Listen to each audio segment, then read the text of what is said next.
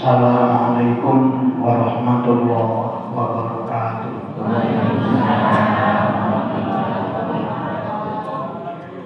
Bismillahirrahmanirrahim. Alhamdulillahirabbil alamin. Allahumma sholli wa sallim ala sayyidina Muhammad sayyidil anbiya'i wal mursalin wa ala alihi wa sahbihi ajma'in. Qala al-mu'allifu rahimahullahu ta'ala wa nafa'ana bi'ulumi wa amadana bi asrarihi amin ya rabbal alamin. Rabbi shrah li sadri wa yassir li amri wahlul 'uqdatam min lisani yafqahu qawli waj'alni waziran min ahli walhamdulillahi rabbil alamin.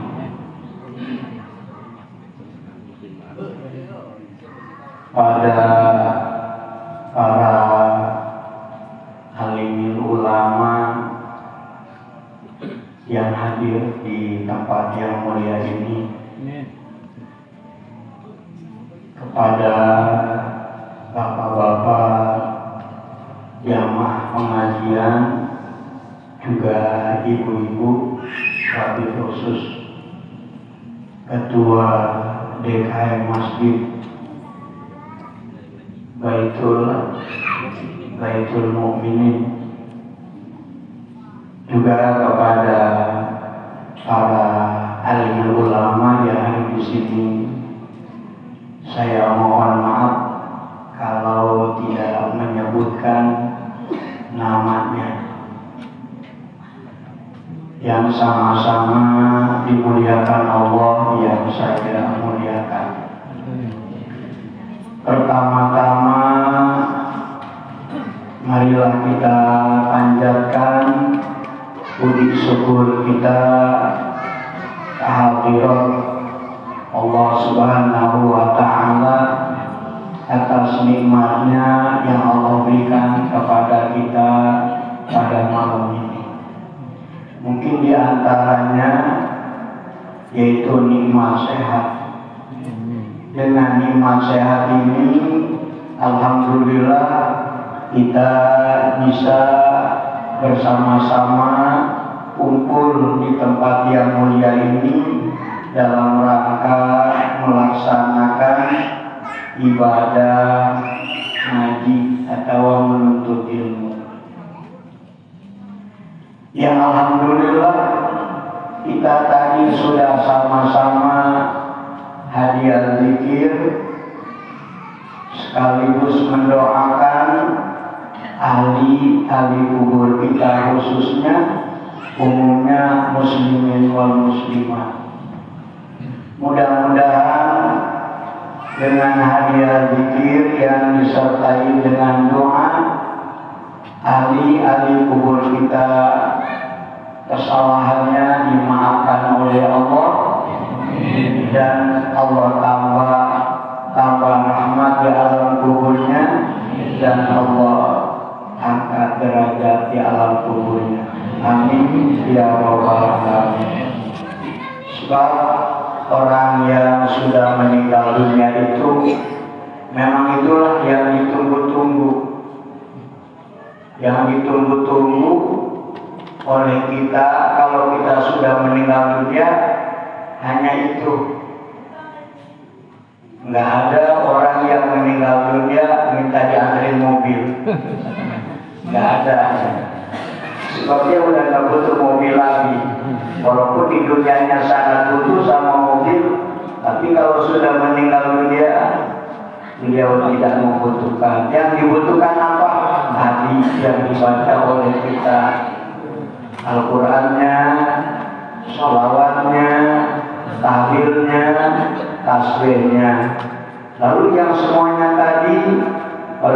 doa tadi, beliau membaca doa tawasul. Mudah-mudahan apa yang dibaca tadi, yang membaca doa tadi memohon kepada Allah supaya disampaikan kepada ahli-ahli kubur. Insya Allah, yakin kita percaya apa yang dihadiahkan pada orang yang sudah meninggal dunia itu sangat bermanfaat. Jadi kalau orang yang mendoakan meninggal itu namanya lagi memberikan syafaat kepada yang meninggal. Insya Allah yang meninggal akan mengucapkan alhamdulillah dan mendoakan kita. Makanya setiap apapun kita jangan lupa untuk mendoakan orang yang sudah meninggal dunia. Nah, insya Allah mungkin pengajian ini tadi saya kedatangan tetamu, saya diminta untuk ngisi pengajian bulanan. Tapi ini bulanannya baru dimulai. Sebetulnya setiap hari pun ada pengajian. Malam Seninnya juga ada, malam Minggu juga ada. Alhamdulillah, memang di Kampung Duri ini kan banyak ulama gitu ya. Pasti yang namanya banyak ulama, di situ ada pengajian. Yang namanya ulama kan selalu irham kepada umat Nabi Muhammad Sallallahu Alaihi Wasallam. Nah, insya Allah saya memenuhi apa yang dimohonkan. Tapi sebelumnya saya mohon maaf. Di sini saya hanya akan tanyakan apa yang harus saya sampaikan. Kata yang mudah pikir aja dah katanya. Jadi maka saya bawa ini kitab fikih yang saya bawa kitab Fathul Mu'in inananya. Mudah-mudahan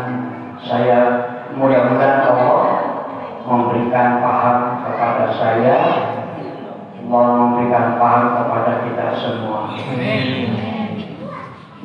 Saya di sini akan membahas apa sih yang dilakukan oleh Nabi kita Muhammad Sallallahu Alaihi Wasallam setelah Nabi kita selesai sholat.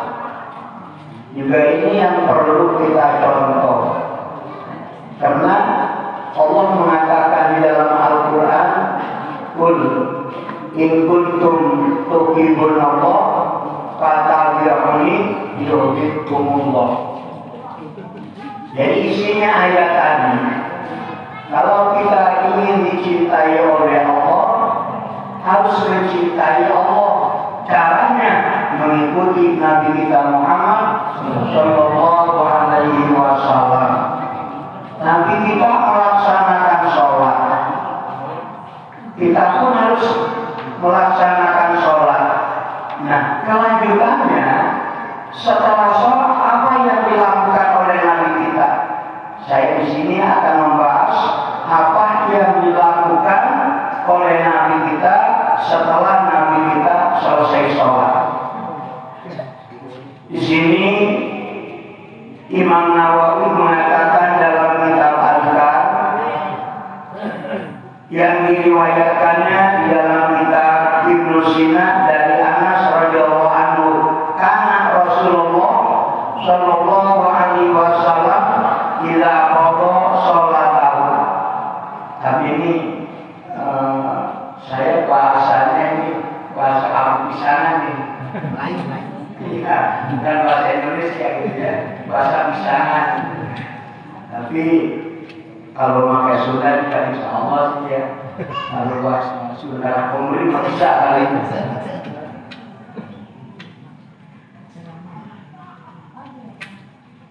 Rasulullah Shallallahu Alaihi Wasallam bila apabila Nabi selesai sholatnya, yang pertama dilakukan oleh Nabi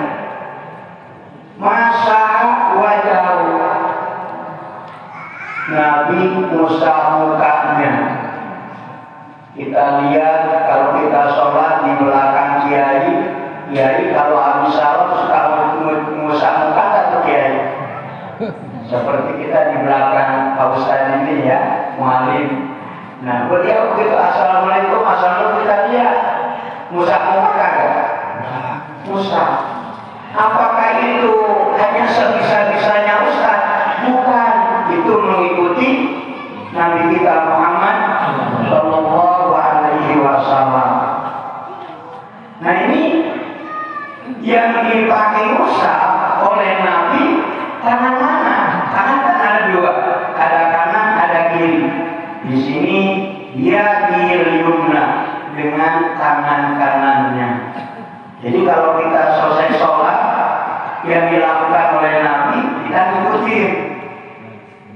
Nabi setelah sholat, Assalamualaikum warahmatullahi wabarakatuh, Assalamualaikum warahmatullahi wabarakatuh, langsung mukanya diusap sama Nabi dengan tangan kanan.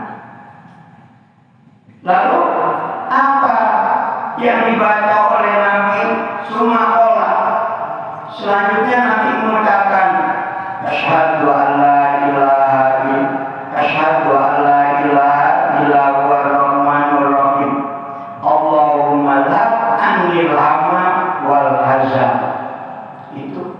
Jadi sambil ngusap muka dengan tangan kanan sambil mengucapkan Asyhadu an la ilaha illa huwar rahmanur rahim. Lalu diiringi dengan doa Allahumma dhab anil hama wal hazan. Kita begitu kan? Alhamdulillah begitu ya. Memang itu yang diajarkan oleh Nabi kita Muhammad Sallallahu Alaihi Wasallam. Kalau kita mengartikan Al-Hamil An-Nahama wal Hazan, apa itu isinya? Berarti Nabi mohon kepada Allah kesediaannya, keprihatinannya, kebingungannya supaya dihilangkan oleh Allah. Kita punya bingung nggak? Bingung nggak? Kita masih bingung. Saya ini dapat jodoh lagi kagak? Bini baru satu. Bingung nggak tuh? Kita bingung nggak? Atau kita mikirin apa? Kita pada sama. Dia dagang, kita dagang. Teman kita rumahnya udah 3 tingkat, kita masih 1 tingkat. Bingung nggak?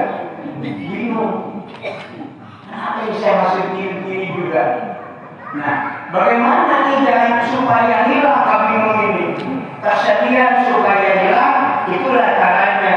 Setelah selesai sholat, kita usap muka kita dengan membaca yang tadi. Insya Allah kesedihan bakal hilang, keprihatinan bakal hilang, kebingungan juga bakal hilang.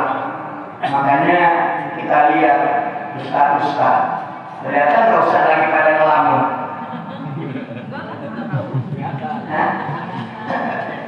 Nggak pernah ya, misalnya pernah ngelamun lagi ngelamun. Enggak, kenapa enggak? Ya itulah tadi beliau. Setelah selesai sholat, lalu dia baca Asyhadu an la ilaha illa huwar rahmanur rahim. Allahumma dhab anil hama wal hazan. Insya Allah itu. Jadi tenang ya pikiran.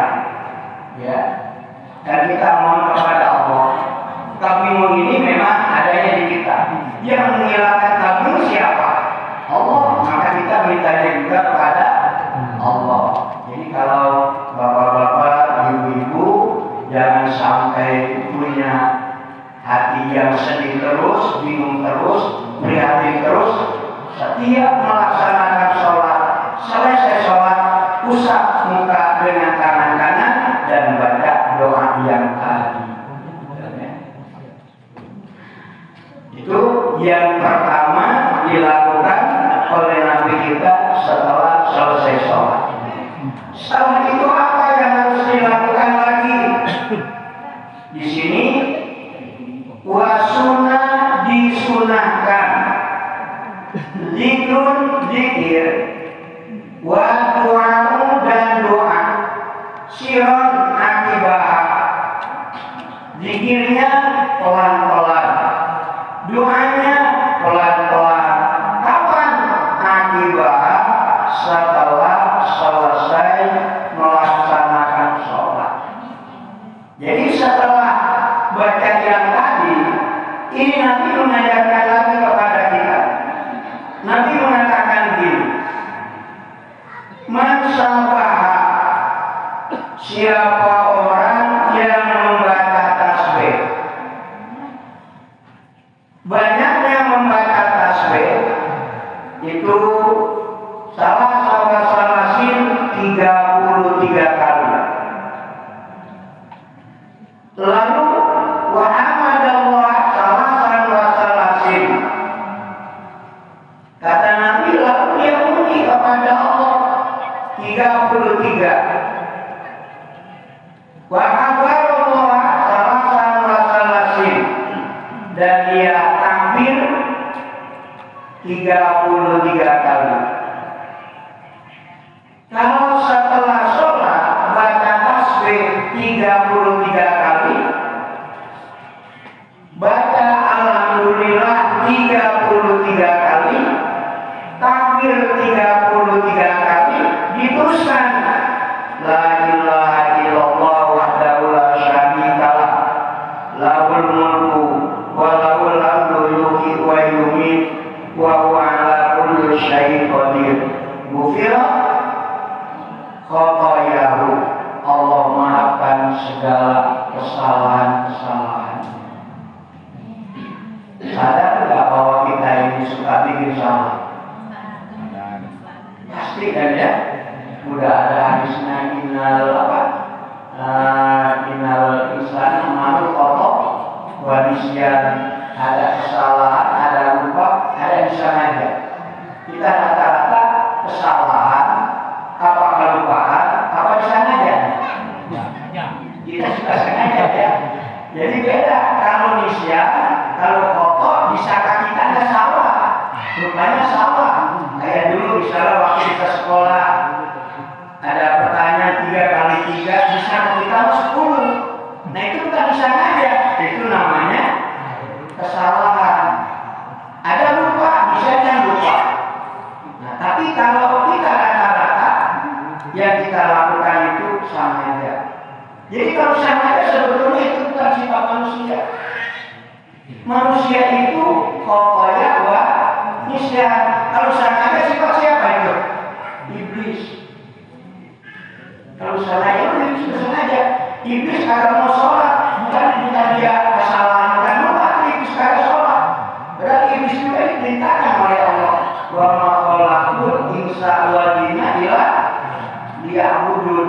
Bahkan di sana itu ada aba wastakbar wa kana minal kafirin. Iblis disuruh sujud sama Allah kepada Nabi Adam. Malaikat fasajadu ila iblis, kecuali iblis. Sengaja iblis itu.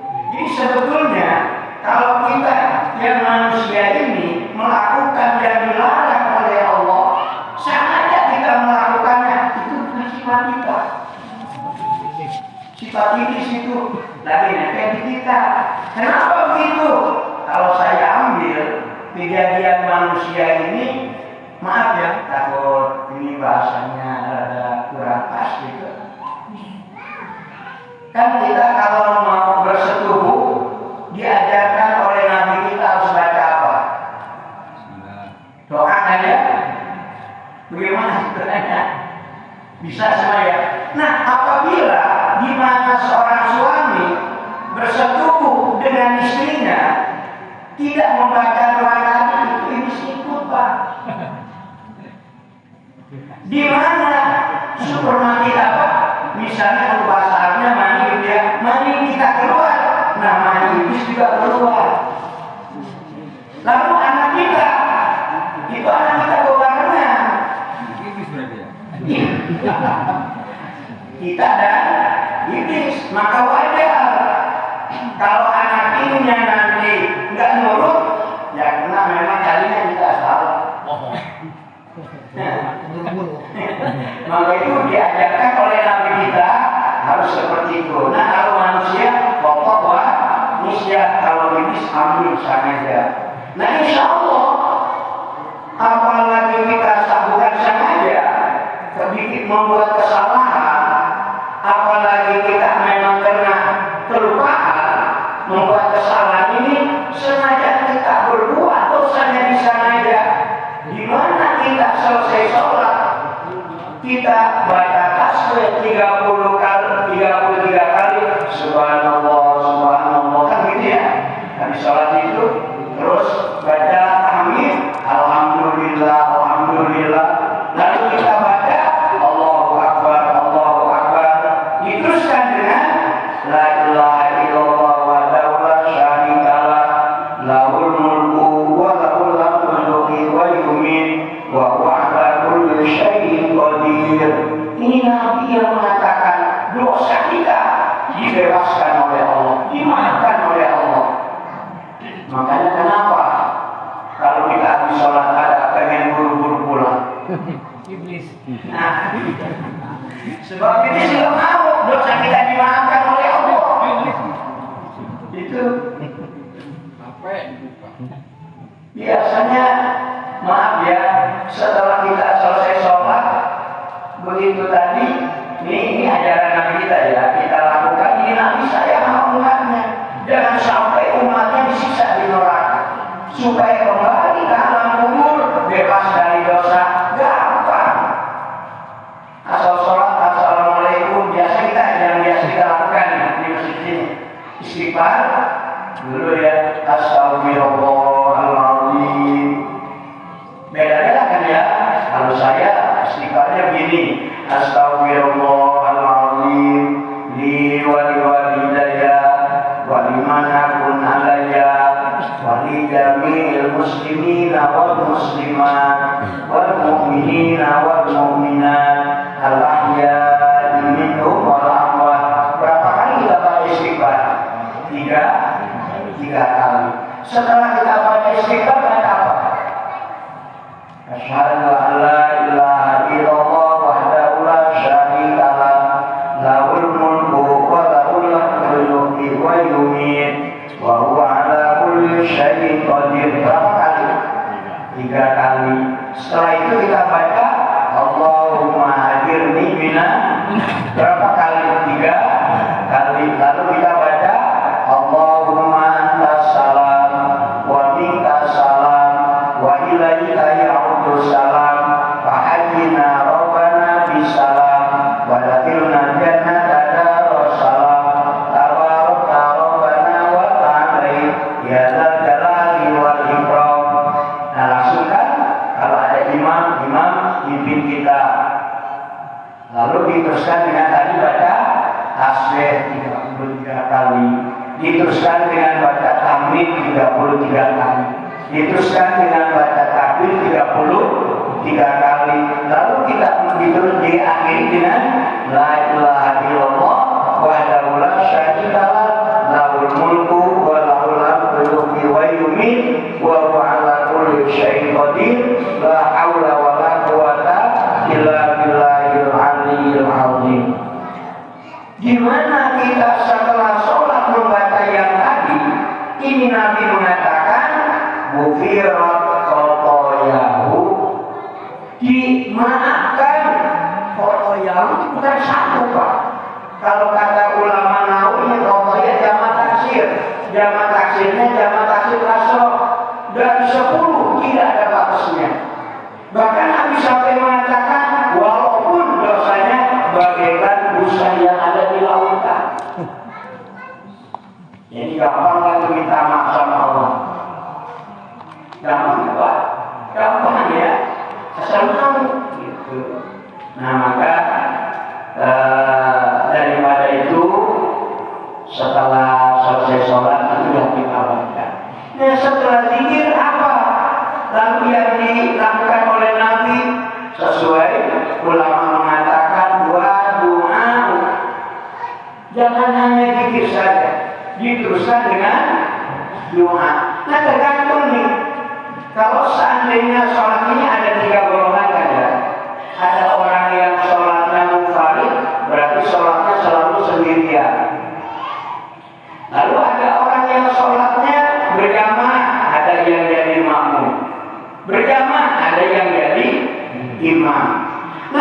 sholat sendirian, berarti dia zikir dan juga dia baca doa.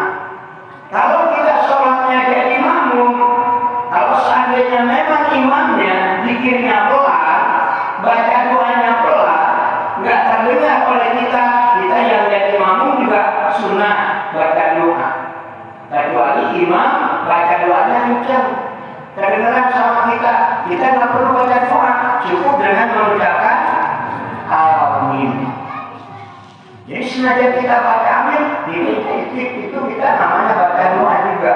Karena amin itu artinya istajib doa. Ya. Lafaz amin itu isim fi'il amar, mananya istajib. Ya Allah ya Rabb, ijabahlah doanya orang yang lagi baca doa ini. Berarti kita baca doa agak tuh. Baca doa. Kalau kebetulan kita ini sholatnya munfarid, ini jamaah sekalian, saya percaya kalau di sini sholatnya pada berjamaah terus sekali ya. Nah kebetulan ini misalnya kita lagi kurang sehat, mau ke masjid, namanya kayak kurang sehat. Lalu kita sholatnya di rumah. Nah ini kita, walau kita kena sholatnya sendiri, kita sunnah tadi zikir yang tadi. Setelah kita zikir kita baca doa. Ada doa yang khusus dibaca oleh Nabi. Di antaranya suka kita adakan doa pendengar ya. Allahumma inni as'aluka tuqa wal huda wal afafa wal ghina wal mauta ala dinil islami wal iman bila minati wala imtihan bi'ati sayyidi wala bi'adna. Ini doa selalu dibaca oleh Nabi setelah sholat.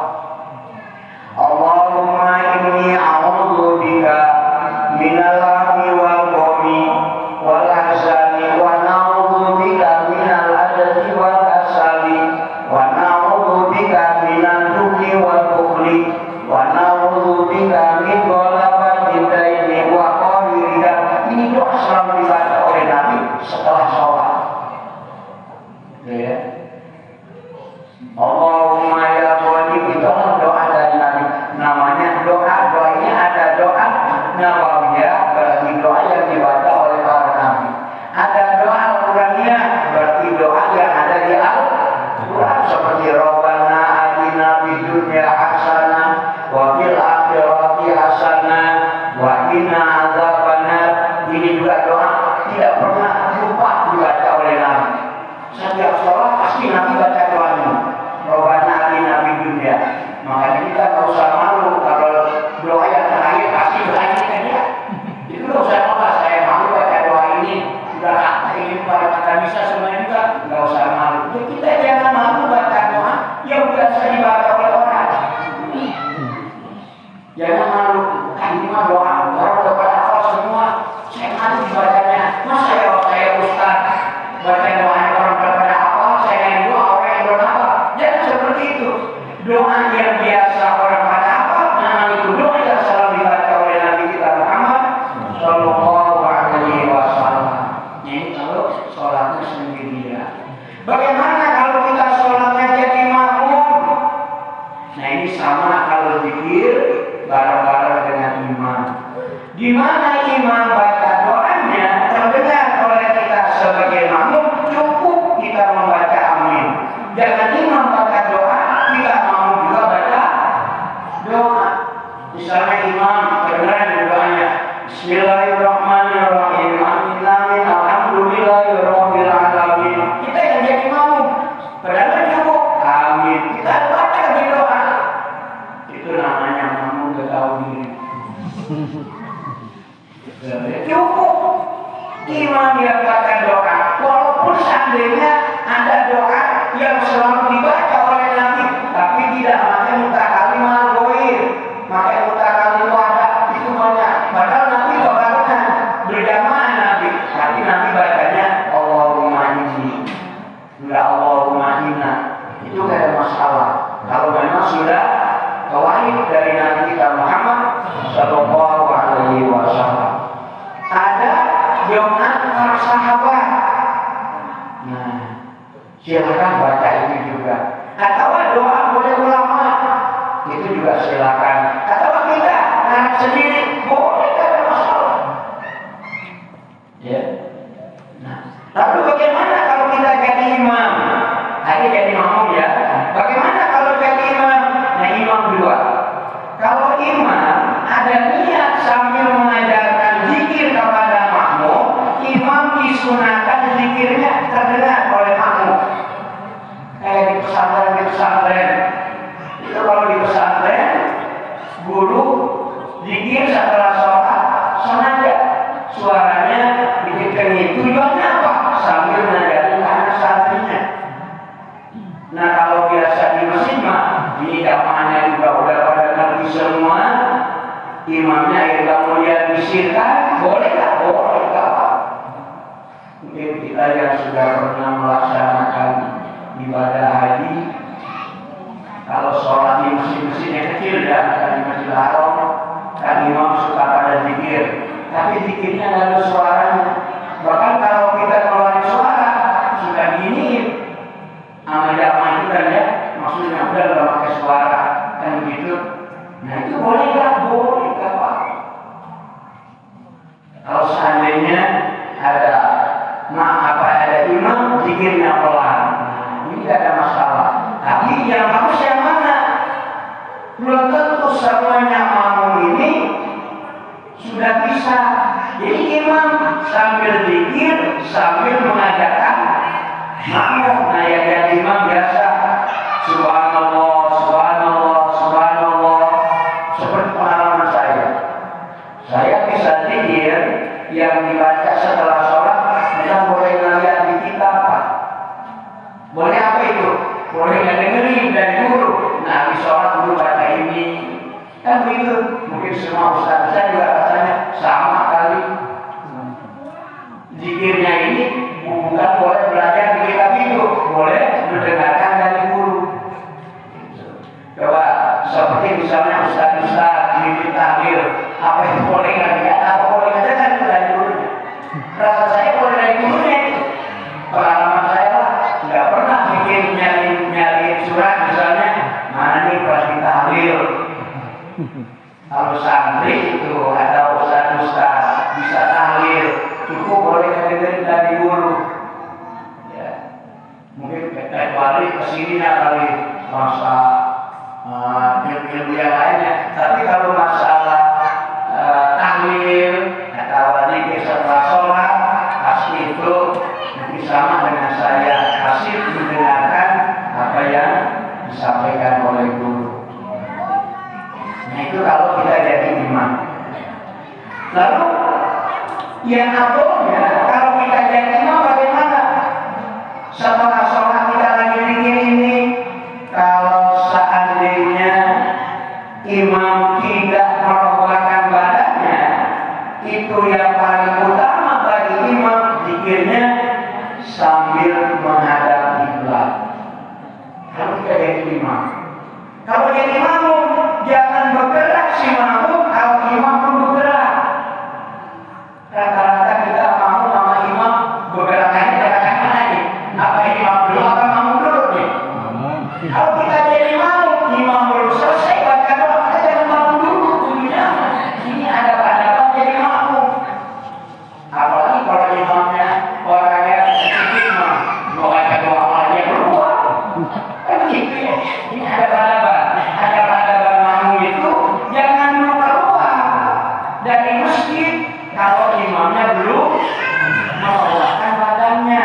Nah kalau imamnya sudah berubah badannya, misalnya karena beliau melaksanakan sholat sunnah, nah baru kita keluar. Kudunya mah seperti itu. Tapi kita gimana? Rata-rata imam ditinggal apa ditemenin? Tidak. Nah mudah-mudahan mulai ditinggal imam kasihan. Tapi kalau jangan kayak kemarin dulu banyak imam yang pukul itu kan ya. Banyak imam yang pukul juga ditinggal sama makmumnya. Saya sama imam.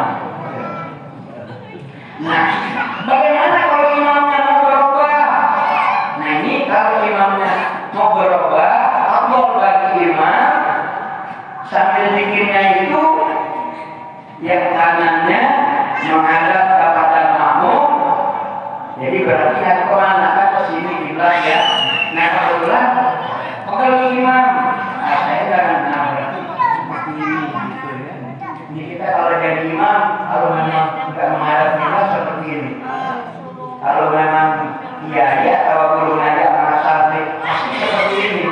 Apa tujuannya? Supaya santri jangan keluar. Kabur. Jangan kabur. Jadi mualim kita begitu zikir, zikirnya lagi pelan, nggak begini. Ada wah imamu. Nah kalau begini malah kata imamnya seperti begini, gimana mau keluar? Mana keluar? Zikir dulu, begitu ya. Nah kalau imamnya ada kiblat, makmumnya keluar, kelihatan nggak? Enggak. Tadi kalau begini kelihatan nggak? Nah makanya kalau seandainya dari imam, silakan menghadap kiblat, silakan menghadap aler ya. Jadi nanti makmumnya kalau keluar kita tunjuk aja, nggak boleh keluar. Mundur lagi. Nyawa nih. Ini kalau seandainya makmumnya nggak ada kegiatan, bagaimana kalau punya kegiatan? Boleh nggak? Boleh. Lalu keluarnya dari masjid sambil zikir, boleh nggak zikir di jalan? Yaman wa kemudian mau berdiri zikir boleh, mau paling duduk juga boleh, maksiat dan jalan juga boleh. Yang penting zikir, misalnya di HP karena kita penting ya. Nah begitu assalamualaikum boleh bangun astagfirullahaladzim, itu ya boleh nggak? Boleh. Astagfirullahaladzim terus biasa baca la ilaha illallah wahdahu la syarika lah, Allahumma ajirni minan nar, Allahumma anta salam wa minka salam, subhanallah. Udah dengan asli itu subhanallah. Boleh nggak berjalan? Boleh. Tapi kira-kiranya usulan bari jalan atau sembari duduk? Bari duduk. Zikir perlu khusyuk. Gitu. Sebetulnya udah lama ya. Nggak lama itu kita zikir habis sholat itu. Nah mungkin saya tidak banyak berbalik lagi. Mudah-mudahan apa yang saya sampaikan, jadi saya hanya memperkuat apakah benar sih zikir ini yang diajarkan oleh Nabi. Dan kalau seandainya banyak yang tidak percaya, nggak percaya, banyak sekarang orang itu nggak percaya. Itu masa bisa-bisanya. Padahal apa yang dilakukan oleh para kiai, yang dilakukan oleh para ustaz, insya Allah itu dilakukan oleh Nabi kita Muhammad Sallallahu Alaihi Wasallam. Maka Nabi mengatakan kan, al ulama warasatul anbiya, al ulama misbahul mu'minin fahtadaitumuhu. Ulama itu lampunya orang mukmin, ikutin oleh kalian. Itu kan ya. Mungkin dari saya kurang lebihnya saya mohon maaf. Wabil khusus kepada para alim ulama, para asatidz, kalau seandainya apa yang saya sampaikan ini keluar dari nas-nas, saya mohon maaf. Akhirul kalam, wassalamualaikum warahmatullahi wabarakatuh.